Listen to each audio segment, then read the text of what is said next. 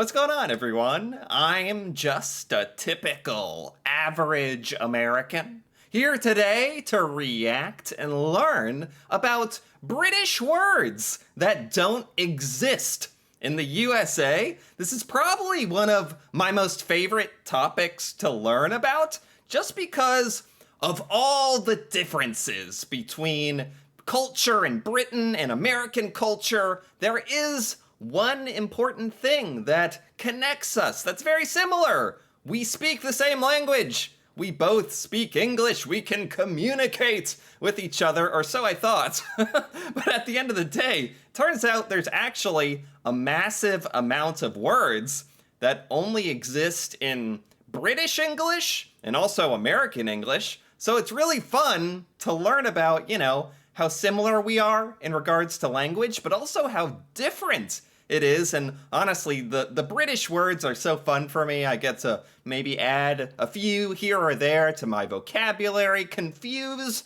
my American friends, sound a bit, posh or educated or just plain strange, to be honest, with some of the British vocabulary that I pull out from time to time. So I'm excited to learn a couple new words today. So with that being said, let's check it out. Here are 8 surprising English words that Americans don't really use. Okay.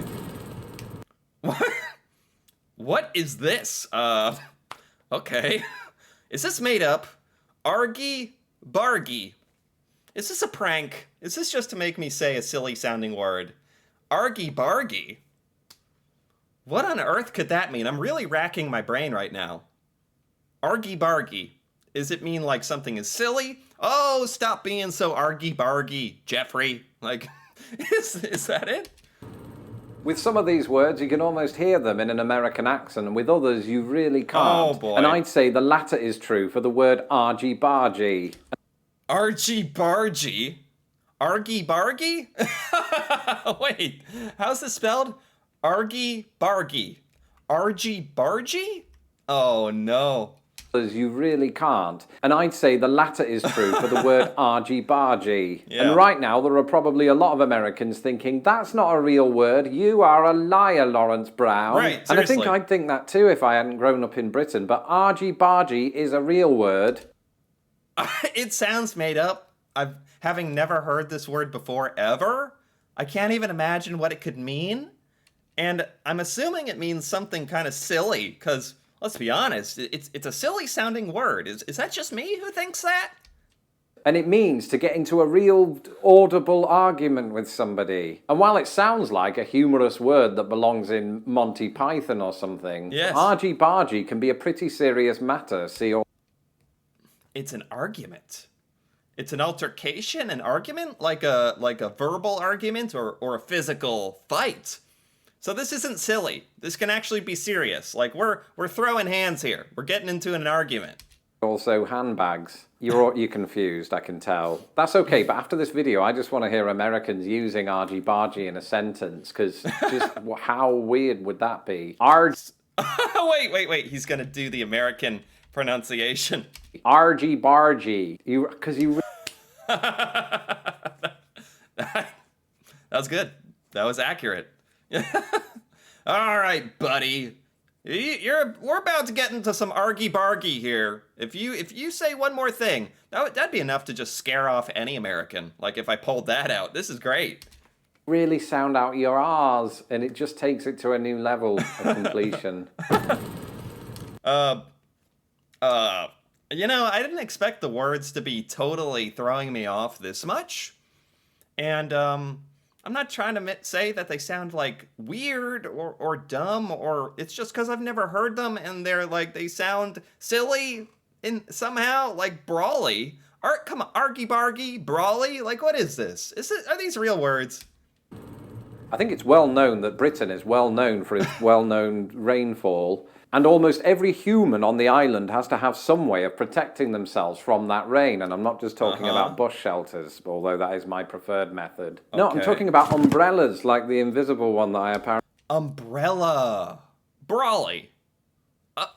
This one I can understand. Umbrella. Like you can call it a brawly, because it's a not brella, but umbrella, brella, brawly. There's a logical kind of continuation of thought going on there. Umbrella, brella, brawly. I can understand this. It's the argy-bargy I don't really get.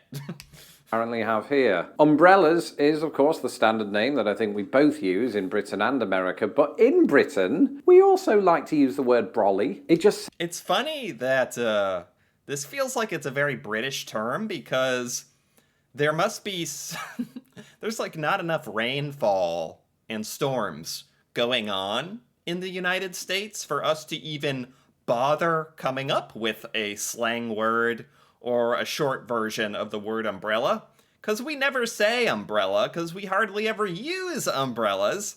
So it's funny how this is almost a product of the weather being different. In Britain, you use umbrellas more, it sounds like. So you have fun words that mean umbrella. Brawly, it's fun to say. Brawly, I'm gonna get into an argy-bargy with my brawly. Sounds nice. It almost gives a sense of quaintness to the rain. In America, for the most part, I think you have a different relationship with rain. And that could be because in many parts of the country, when you get rain, it absolutely belts it down for 5 minutes and then stops. Yes. So you don't even need an umbrella in that situation. Yes. I don't know where I'm going with this, because Americans definitely use umbrellas. They just never called them brollies. What they did call them at one point in time was a bumbershoot. Some Americans... Bumbershoot? Well, I'm American, and I have never, ever heard of a bumbershoot. I would gladly admit that bumbershoot is much more silly than saying brawly. Now that's a silly word. Bumbershoot is probably sillier than argy-bargy. I've spoken to think that bumbershoot was a British word, but it turns out that it was actually coined in the United States, and most British people have never heard of it. Wow.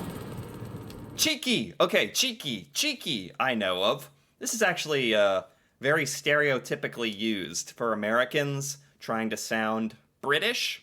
Cheeky! That's actually a word that is famously British. Americans all know that this is a popular British word. I don't know how popular it is. It's probably blown a bit out of proportion for Americans. We just think Brits are saying cheeky all the time. It's a fun word to say. And it's somewhat made its way, like, into American English very, very, very rarely. And if you're trying to be funny, like, or silly, you might use this word. Be like, oh, you're being cheeky. You're being cheeky, you know, and that's about it. Cheeky. This used to be a big part of my vocabulary. Because in Britain, if you call somebody cheeky, that just means that they are a little bit mischievous. They're sort of adorable in a I can't believe you did that kind of way. Right. And so it's often coupled with an equally mild insult like sod or so-and-so. You cheeky little so-and-so. Sorry, Mum, that was the best impression I could do. She doesn't have a beard. Okay. And as I sit here now just sort of reacting to these words, I can't really think what the American equivalent would be. Oh, you... Silly? Yeah, cheeky? The American equivalent of cheeky, there's nothing that's good. Mischievous, silly, you little scamp, you little, I don't know. Cheeky is somehow very satisfying and unique in its meaning. It is a very innocent, kind of playful word to use. Cheeky little so-and-so. It sounds weird, so there's got to be an alternative. Whoa. I can't think of any, so just let me know in the comments below. And while we're on the subject, just a... Cheeky. See, cheeky, the thing with cheeky is it's not very mean. It's not very, like, offensive to call someone cheeky. So it's tough to come up with an American word that you could call someone being mischievous or silly that is also kind of playful. At the same time, it's a very unique word, cheeky. A cheeky shout out to my patrons who make these videos. And again, like, from time to time, Americans will pull out this word. We'll say the word cheeky sometimes if we remember it exists. It's nice. Videos possible. If you would like to become a patron of Lost in the Pond, you can... Oh, what do we have here? Oh, it's the next word. It is cling film. Cling film. Well, this is very clearly a thing, like a physical item. Is this another word for tape? Like duct tape? Cling film. Don't make me cling film your mouth shut, or we'll get into some hanky-panky, or what is it called? Roji-boji? It's, what's it called? It's called... That is true for the word argy-bargy. Argy-bargy. Argy bargy. Excuse me. Okay, cling film. Something I've learned in my 14 years of living in America is that some things just take on a different name due to branding. And one of those things is something that I've always referred to as cling film. Oh, plastic wrap? It actually makes sense. I'm not even upset. Kind of like Brawly and Umbrella. Like, cling film perfectly describes what plastic wrap is and does. I'm actually not upset at all about this. We should use that. Cling film. It actually makes sense. As you can see on here, that is not how Americans do it. Plastic wrap is the generic term here, but when I first moved here, my wife was referring to it by the mysterious name of saran wrap. Saran wrap. Yeah, saran wrap is the most popular way to say it. I don't even really know why, to be honest. It's just what we've always said. Which I believe is a brand name, but I can tell you this. All right, it's like saying Kleenex or Velcro. Velcro is actually a brand. It's actually Hook and Loop is the real name, but everyone says Velcro. And yeah, Kleenex and stuff like that instead of tissues. And this is another one, saran wrap. Okay. That saran wrap, plastic wrap, or cling film does work on either side of the pond and is very effective for shutting up YouTube sensations. Don't try this at home, folks. There's a bit of a breathable hole. As you can see, should I do the rest of the video like this? Probably there's a bit of a glare. I don't know why I did any of this. It was just so that I could show you that cling film is exactly the same on either side of the pond, no matter what we call it. Indeed. Ineffective in shutting up YouTube sensations. Cling film. It's kind of a more fun way to call it, actually. I actually like it, cling film. Next up, and I can't even read it because that's in the way. Next up, flyover. Flyover. It sounds like something an airplane would do. Flyover. If it's not something that has to do with airplanes, then I am completely at a loss for what this could possibly mean. Where I grew up, in the English town of Grimsby, there is a part of road that you're driving along and suddenly it goes up over the stuff underneath it. And my whole life, this was referred to as the flyover. Is this an overpass? Like a part of the highway or road that goes over another road? So this is an overpass in America, I'm pretty sure he's gonna say. And it was magical when I was a kid, because when we drive over it as a family, I imagined we were in the film Chitty Chitty Bang Bang, which makes no sense. The cars don't actually leave the ground. But when you're a kid, you hear the word flyover, and the car is going up, you can very easily convince yourself that you are, in fact, Dick Van Dyke. Oh, this is kind of fun. I actually like these little tidbits about possibly British children thinking they're flying. Flyover is more whimsical, a more fun way to say it, but I have to say, not very accurate. It does make me think it has something to do with aviation or flying. So I would never have been able to just figure out what on earth a flyover is. It actually has to do with cars and roads. We call it an overpass. I guess you're passing over something. I think the American version makes a little more sense. But I quickly learned that in America, where these things are very commonplace, the word flyover isn't used. No. Instead, they refer to it as an overpass. And that's probably sensible, because Americans do use the word flyover when referring to flyover states, as in states in the middle of the country that you bypass when flying from, say, New York to San Francisco. Oh, I've never heard of that. It's funny, he has like several American words, terms, that I have not heard of either. Just I guess that kind of shows you I'm not very worldly, or Americans, because of how gigantic the United States is, even have different words for different stuff. A little bit, mostly with soda, either being called pop or Coke. Yeah, I'm not even going to get into that. Peckish. I think I know of this word, peckish. I think it has to do with eating, snacking, being a little peckish. This is another word. It's probably even more rare than saying cheeky in America. People might say cheeky, and very rarely, once in a blue moon, someone might say the word peckish.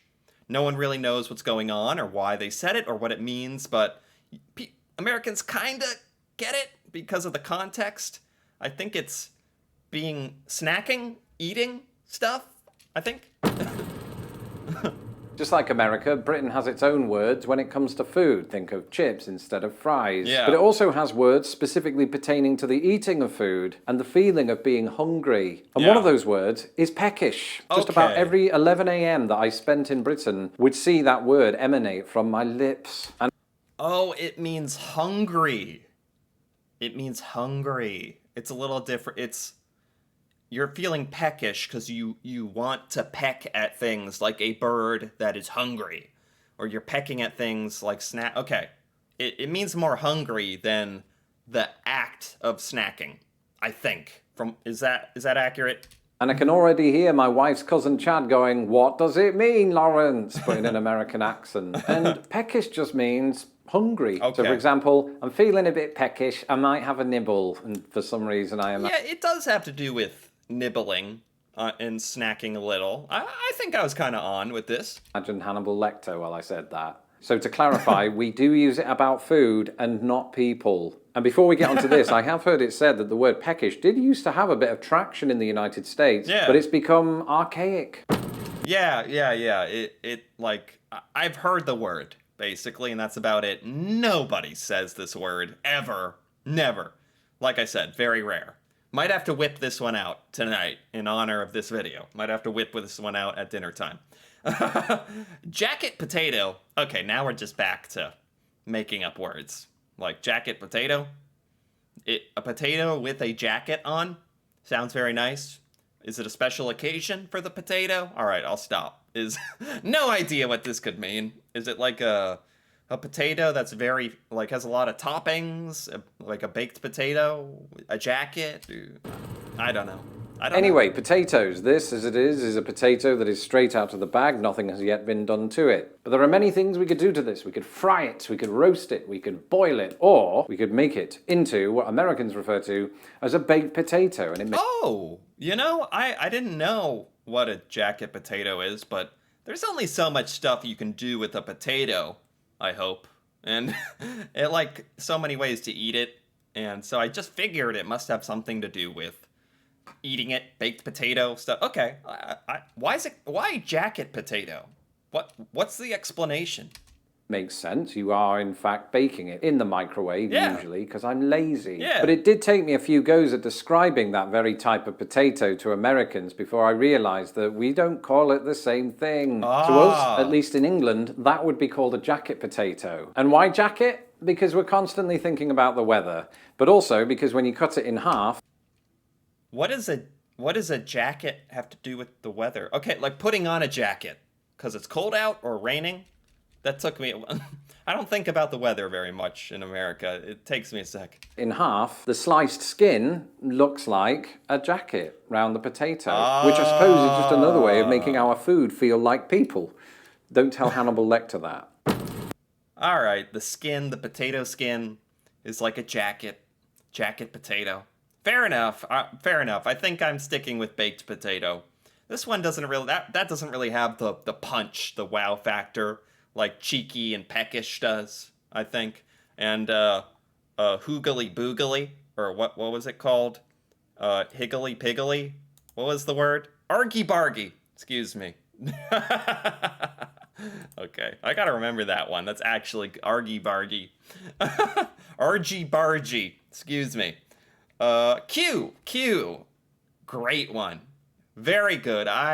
This one really confused me, but it's showed up in enough British videos at this point that I am very familiar with Q.